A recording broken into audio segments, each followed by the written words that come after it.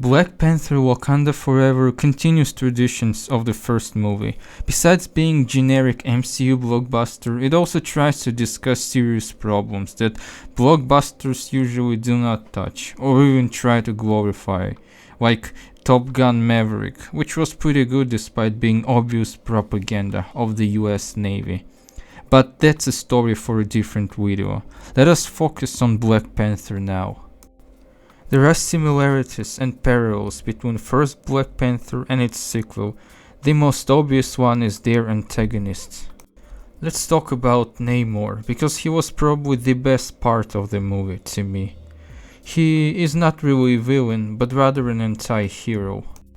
When Neymar was young, he witnessed his mother's death and horrors of colonialism against his people. Colonialism is the red line that goes through the movie. Ryan Coogler, the director, makes interesting parallels between the old colonialism of the past when Europeans colonized the world and neo-colonialism, modern powers exploiting and destabilizing smaller countries for their resources. The movie even asks questions like what would happen if the United States possessed vibranium like Wakanda. The first Black Panther talked about colonialism against black Africans and modern discrimination. That was motivation behind Killmonger and his dad. They both wished to give oppressed black people something to fight against the oppressors. Wakanda Forever expands beyond African continent and talks about atrocities that were committed against indigenous people of the Americas. When Europeans first arrived, they brought not only disease, but also genocide and slavery. Millions of native people across Americas were killed by the colonizers. Marvel already touched this briefly in Chloe Zhao's Eternals, released exactly a year ago. Neymar ruled his underwater kingdom isolated from the rest of the world for centuries. Then Wakanda opened up to the world, and the powerful nations started searching for vibranium in other parts of the world. When Americans came to the ocean looking for vibranium there, Neymar realized that he must do something to stop modern colonizers. For that purpose he wanted to become allies with Wakanda, but his ways were way too extreme. He wished to declare war on the rest of the world, pretty similar to what Killmonger wanted in the first movie.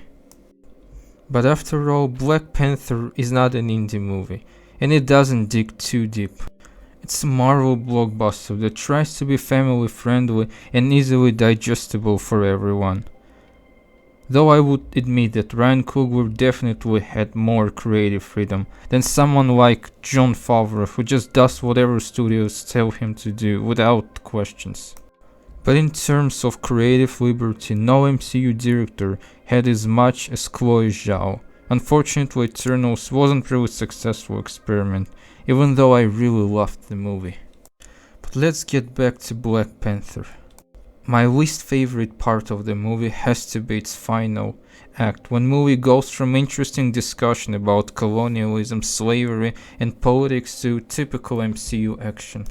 The final battle, however, was pretty entertaining, even though I found it not really imaginative, especially after watching Avatar: The Way of Water trailer right before Wakanda Forever started. Out of all incredible diversity of underwater life, we only saw a couple of killer whales, couple of blue whales, and that creepy octopus at the beginning. Compare that to what we saw in Aquaman. But I guess Wakanda Forever was already long enough and underwater world wasn't primary focus of the story. Speaking of which, I expected more from Talokan. The underwater city looked pretty bleak, unfortunately. It seems like it was made dark deliberately to save budget and hide imperfections of CGI. I know it might sound really weird, but I wanna compare it to Sequestria from My Little Pony the movie.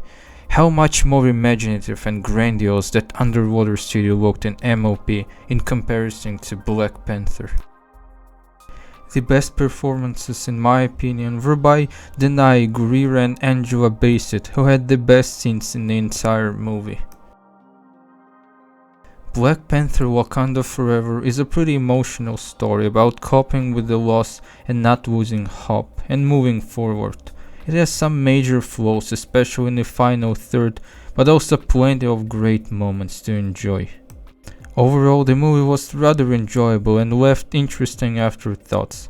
I like that MCU now discovers more and more interesting cultures that we don't usually see in the Hollywood movies. And yes, with Wakanda Forever, MCU Phase 4 comes to an end, and the next movie will open a new chapter of the Infinity Saga.